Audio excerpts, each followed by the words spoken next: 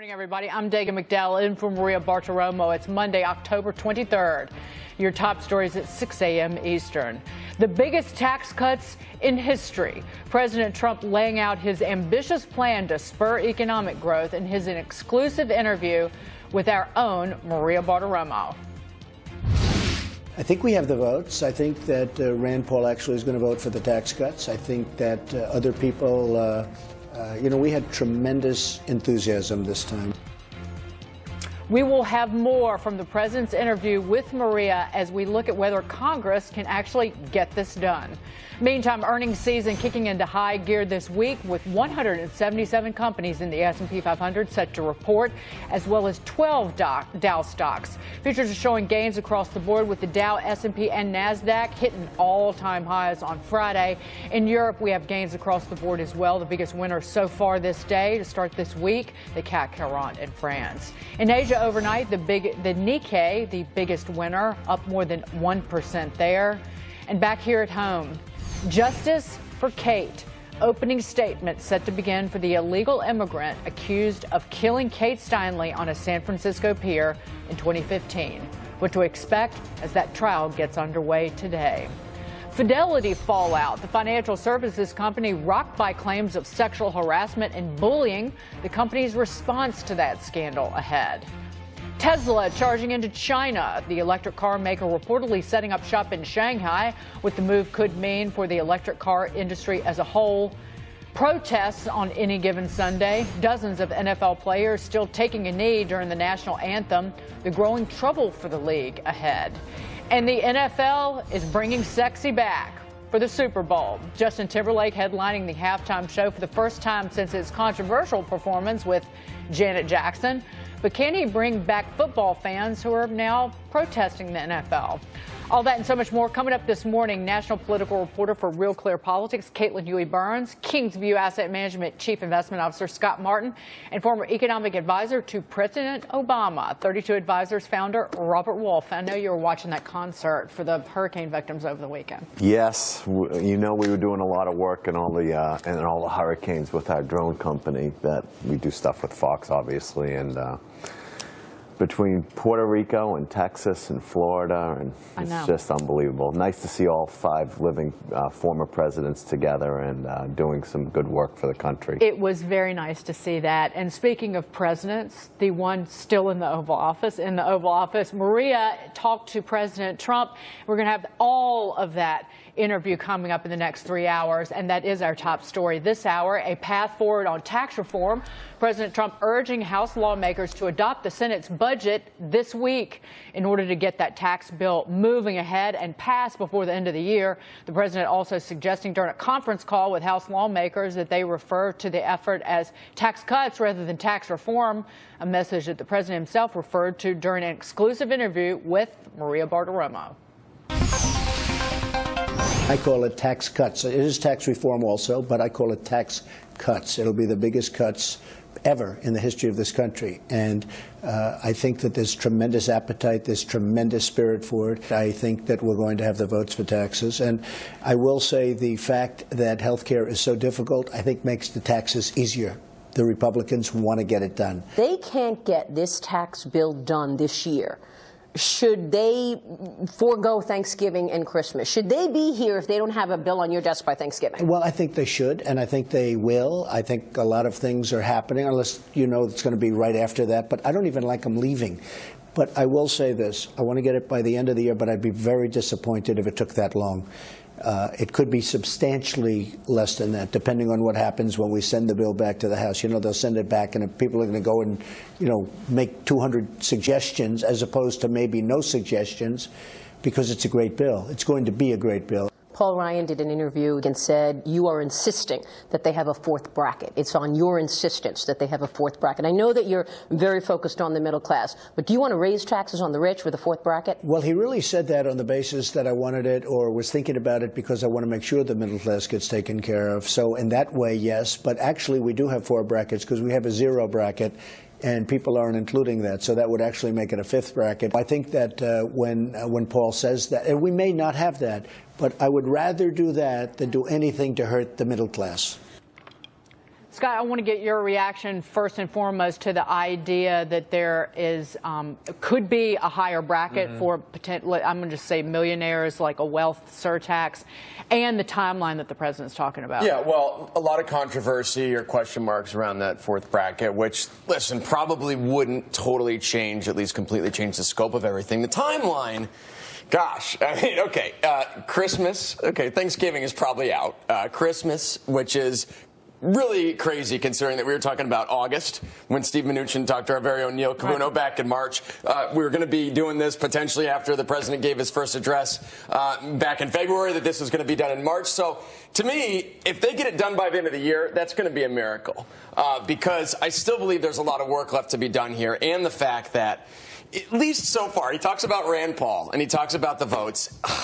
To me, I don't feel like we have them all yet. I mean, well, he brought up Rand Paul because Rand Paul didn't vote for the Senate. Yeah, and it's just one of those things, Dagan, where to me there's still a lot of work that needs to be done. And it's great to shoot for Thanksgiving or Christmas, but in reality, it's probably a 2018 deal. When you listen to President Trump, though, because one of the big talking points among Democrats on Capitol Hill in Washington is about this is a handout for the very wealthy. That's actually not the language that you get from President Trump. He seems to be, I would interpret, okay with a higher, like a even higher bracket above 35% for his rich friends, and he keeps talking about middle class, middle class, middle class, middle class. Here's what I would say. I like that. I know everyone will be surprised that I start with I like that. But I like that he was admitting that it's a tax cut. It is not tax reform. We've been saying this for months. This is just a tax cut. There is no tax reform happening. It's if the budget continues and they use a continuing resolution, it will be a $1.5 trillion tax cut. To Scott's point, it is a lot larger than $1.5 trillion, okay, based on the current, whatever the current framework you want to look at. So to get from wherever it is, $2.5 trillion to $5 trillion, back to $1.5 trillion, there's going to have to be incredible negotiations going on. Also, you still have some fiscal hawks on the Republican side. Yep. And they're asking for either pay-go or revenue neutrality. And let's just say that there's a lot of jockeying to do between now and whenever it gets passed. Yeah, I agree with you. I mean, when the president was talking about how tax reform would be easier, I was thinking, it's been over my lifetime that they haven't, done tax reform. What's really interesting here, too, is I do think they've learned a lot of lessons from the healthcare battle, knowing how hard this is. But to your point, there are so many stakeholders here in the tax reform, tax cuts debate that'll make this more complicated. And, but I do think that Republicans in Congress are certainly feeling this pressure. I mean, if they cannot deliver on this signature item that it's become because they weren't able to get health care done, this puts all the more pressure on them. And I think the president is kind of saying that they will be the ones to be blamed next year because they'll be on the ballot. And I also think that they were using the words of John F. Kennedy and Ronald Reagan often. Well, look what they both did. John F. Kennedy did it when it was 90% rates. Which so few people paid, though. So few people paid that rate. But it was 90%, and Ronald Reagan was at 70%. We're at 39.5%. Yes, we need taxes to go down, but that being said, it's a lot different today than it was. I will argue why it is not.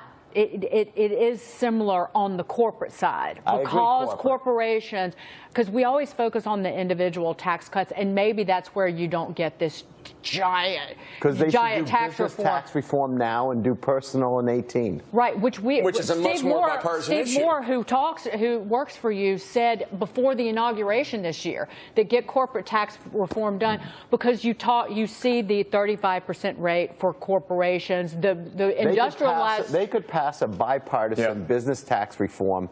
Okay, before year end, not personal. Something Douglas Holtz-Eakin said on the show on Friday, that it's important to remind people half of business income is taxed on individual returns at that pass-through rate. That's why that pass-through rate has to come down below what individuals pay.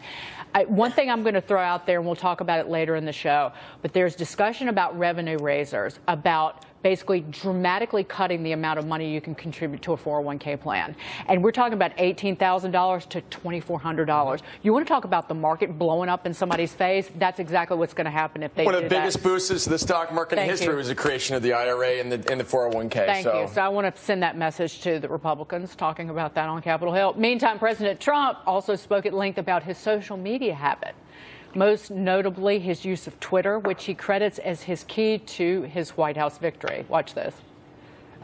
I have friends that say, oh, don't use social media. See, I don't call it tweets. Tweeting is like a typewriter. When I put it out, you put it immediately on your show. I mean, the other day I put something out. 2 seconds later, I'm watching your show. It's up. Donald Trump is. We're watching your Twitter feed. Okay, and you know they're well crafted. I was always a good student. I'm like a person that does well with that kind of thing. And I doubt I'd be here if it weren't for social media, to be honest with you, because there is a fake media out there. I get treated very unfairly by the media, and I have a tremendous platform. I think I have 125 million people between Twitter and Instagram and all of them, and Facebook. I have a tremendous platform. So when somebody says something about me, I'm able to go bing, bing, bing, and I take care of it. Caitlin, your reaction? Well, as a reporter, we love that he's sending tweets because the tweets are statements from the president. They're statements from the White House. I think we have to take that for what it is. But, you know, going around the media kind of revealed his strategy. These are kind of directed towards the media, right? He knows that they'll get a lot of coverage. And so, you know, most people are not on Twitter. Most people are going about their daily lives, not really engaging on Twitter. The Twitter is a big platform, but it's really, I think, geared towards the media. And, you know, he complains a lot about media coverage, which I think is not entirely warranted. But it's also part of his strategy. He's kind of tapping into that sentiment among his base of supporters. I want to get to this. Well, I started with the show by saying what I like. You're telling me you love So I can Trump's tell you tweets what then, I don't Robert. like. His use of Twitter. I think his use Really? of Twitter, I'm totally against it. And by the way, he has 40 million followers. It's mainly the media and his base that follows it. Exactly. I think that it is not what the president should be using as his way to communicate. That being said, you know. I say keep at it because I it gives us agree. something to talk about. It's I want to new. get to this about another billionaire, maybe running for the presidency, owner of the Dallas Mavericks, Mark Cuban, saying that if he runs for the White House in 2020, he'll do it as a Republican. Watch this. I'm confused. Are you a Democrat or Republican? I'm fiercely independent. But if you run, you're going to have to run one or the other. Maybe. Well, if you had to choose, what would you choose? Probably Republican. Robert Wolf. Well, I'm a huge Mark Cuban fan. That being said, I'm glad he's thinking of running as a Republican. Why?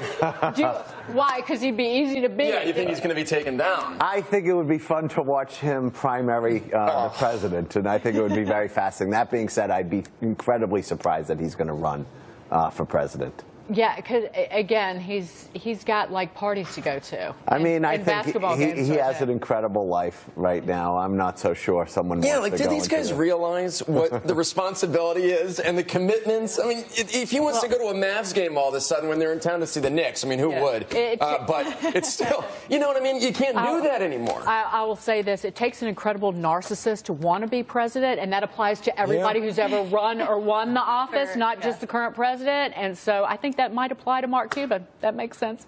We'll bring you Maria's entire exclusive one-on-one interview with the president throughout this morning.